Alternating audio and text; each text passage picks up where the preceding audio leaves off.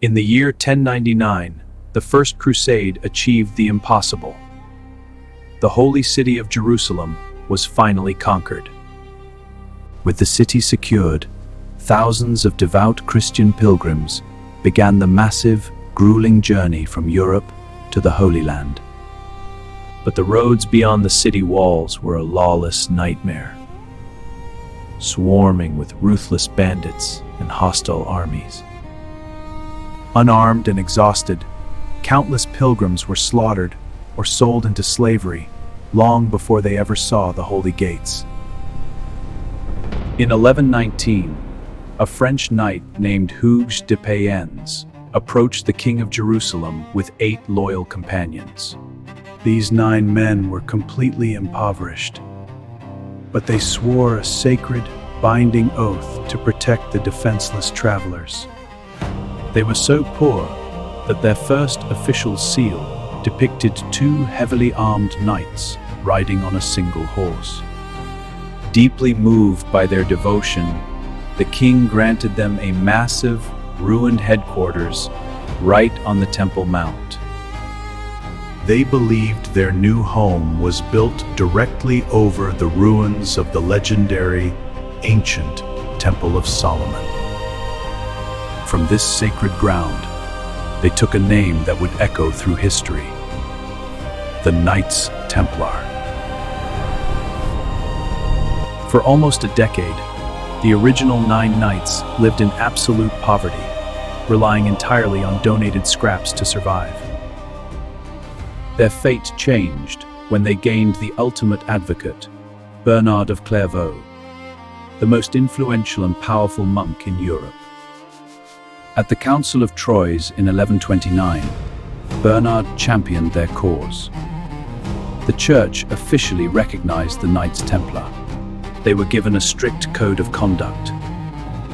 They became a revolutionary new concept: warrior monks fighting exclusively for God.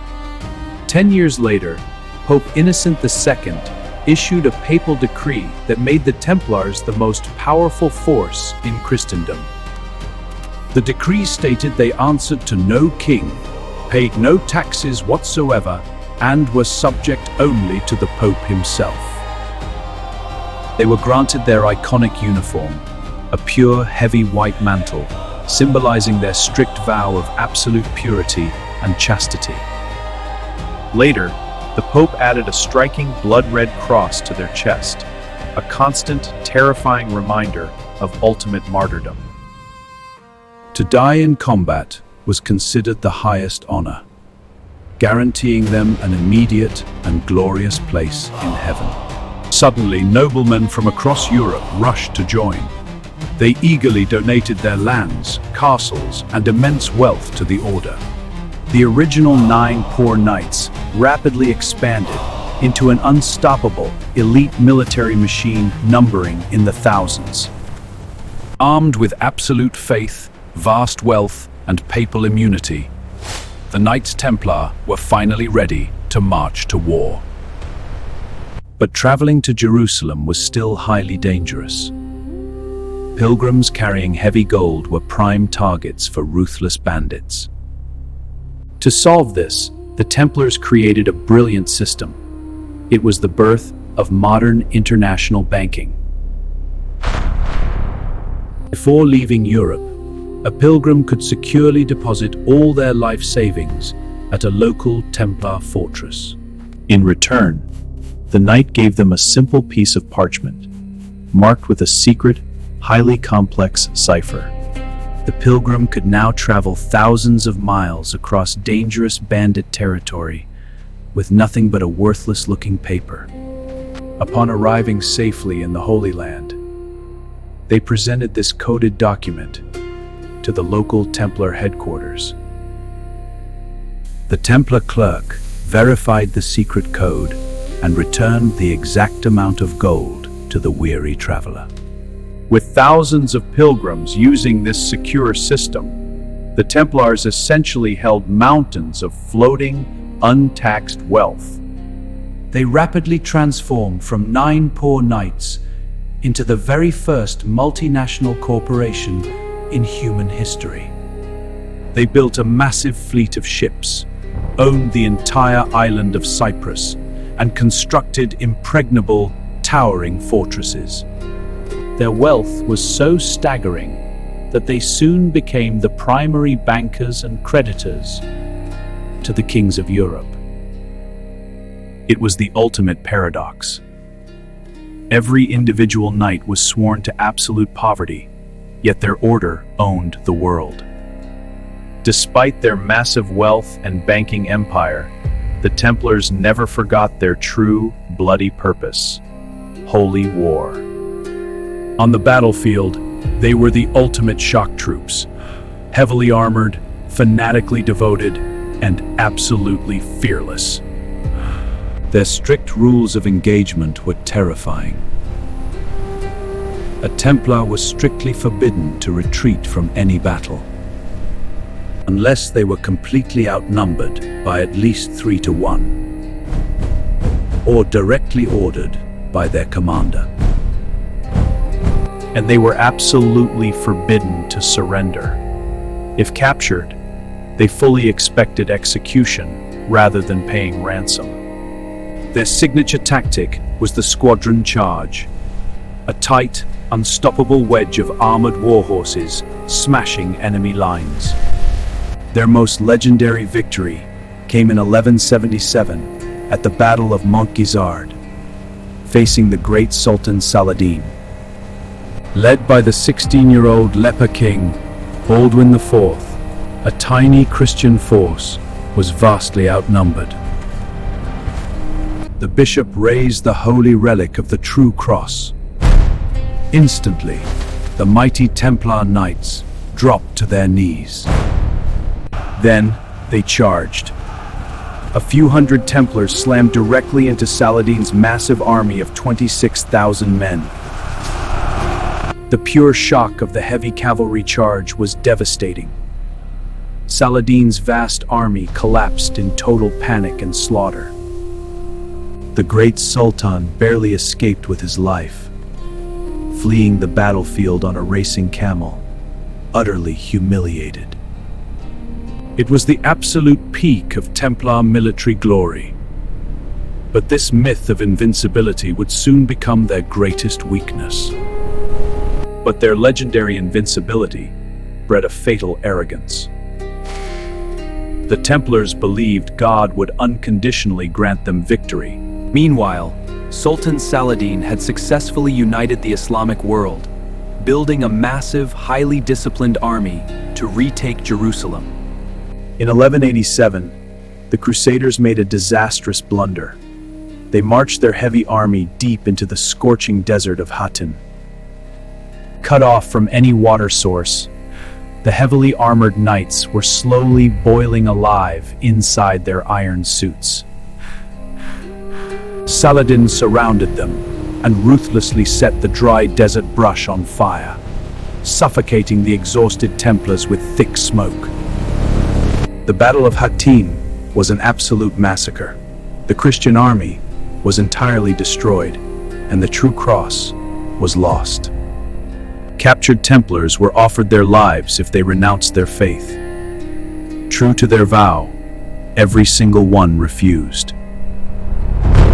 Without the Templars to defend it, the holy gates of Jerusalem finally swung open, surrendering to Saladin's forces.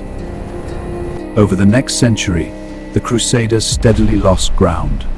Their grand fortresses fell one by one to relentless sieges.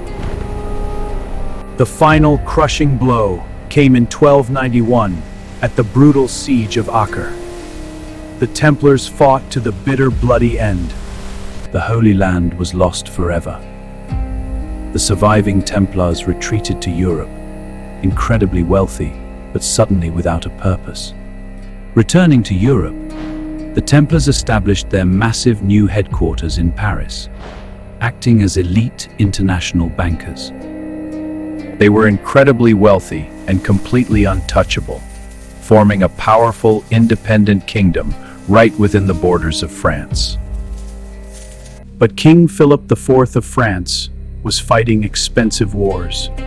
His royal treasury was completely empty. Worse, the king owed a massive, unpayable mountain of debt to the Templar bank that he could never return. Driven by absolute greed and humiliation, Philip devised a sinister plot: erase the crushing debt by destroying the creditors. He deployed a network of spies to spread terrifying, false rumors about the order's highly secretive internal rituals. The king's agents accused the Holy Knights of spitting on the cross, black magic, and worshipping a demonic idol. The Templars' own strict rule of holding initiation ceremonies behind locked doors made these wild lies incredibly believable. Philip pressured the newly elected Pope, Clement V, a weak man who was essentially a puppet to the French crown. With the Pope silenced, the king secretly sealed hundreds of arrest warrants, preparing the ultimate betrayal in the shadows. On the evening of October 12, 1307, the Templars slept peacefully in their Paris headquarters. Completely unaware, across France, the king's royal commanders finally broke the wax seals on their secret, highly synchronized orders. At dawn, on Friday, October the 13th, a date that would forever be cursed as a day of pure bad luck, thousands of heavily armed royal soldiers violently smashed through the doors of every Templar property simultaneously. Forbidden to raise their swords against fellow Christians, the fiercest warriors in the world surrendered without a single fight. Even their supreme leader, the elderly Grand Master Jacques de Molay, was dragged from his bed in chains. The wealthy, proud Holy Knights were suddenly thrown into the darkest, filthiest royal dungeons scattered across the French kingdom. To force confessions for the king's fabricated charges, the Inquisition subjected the knights to horrific, unspeakable torture. Men who had fearlessly faced massive armies in the desert were finally broken by the agonizing pain in the dark. To stop the endless torment, many confessed to spitting on the cross and worshipping idols, sealing their own doom. After 7 years of brutal imprisonment, the final trial for the Templar leaders was held in Paris in 1314. In a shocking act of defiance, Grand Master Jacques de Molay publicly retracted his forced confession. He boldly declared that the Templars were completely innocent, and their only crime was lying to save their lives. Furious at this public humiliation, King Philip immediately ordered Molay to be burned alive at the stake. They dragged the elderly warrior to a small island on the River Seine as the sun began to set. Bound tightly to the heavy wooden pyre, Molay asked to face the Cathedral of Notre Dame one last time. The executioner lowered the torch. The dry wood caught instantly, engulfing the last Grand Master in searing flames. Through the roaring fire, Molay shouted a chilling curse, summoning the king and the Pope to the tribunal of God. He swore they would both die and face divine justice before the end of that very year. Terrifyingly, the curse came true. Both the Pope and the king died in agony just months after the execution. When the king's men raided the Paris temple, they found absolutely nothing. The massive treasury was completely empty. Legends say that the night before the arrests, heavily loaded carts secretly slipped out of Paris under darkness. The treasure reportedly reached the Templar port of La Rochelle, where their massive fleet of ships was waiting. The fleet set sail into the Atlantic Ocean and vanished from history. No one knows where they went, Some theories claim they fled to the mountains of Scotland, or even crossed the ocean to North America.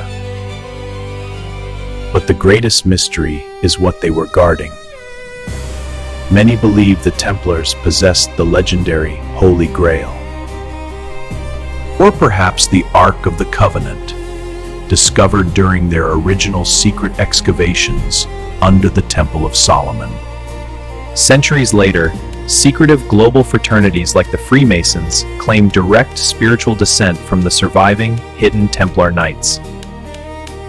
Today, their mysterious legacy dominates pop culture, inspiring blockbuster movies, best-selling books, and epic video game franchises. In modern fiction, they are often portrayed as a powerful shadow organization, secretly controlling global events. 700 years after their brutal destruction, the Knights Templar are more famous now than they ever were. They were poor monks, unstoppable warriors, and the world's first bankers. The ultimate legend of the Middle Ages.